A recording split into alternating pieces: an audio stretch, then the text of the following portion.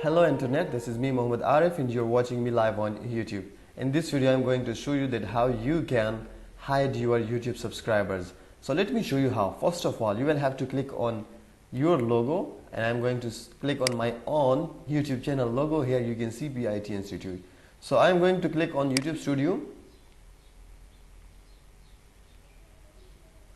And after clicking YouTube Studio, you will have to click on setting at the bottom of the left. At the left of the bottom. Okay, actually. So then after clicking setting, you will have to click on channel. And after clicking on channel, you will have to click on advanced setting. So after clicking advanced setting, you will have to go down and here you can see subscriber count.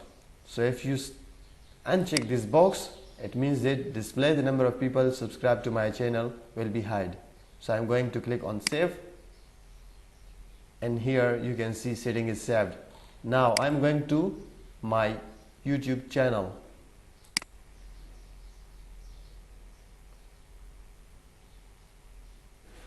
So here you can see that my subscribers are hide. So I hope you have learned something from my video. If you like my video, please comment and subscribe to my channel as well. Thank you so much and take care. Have a good time.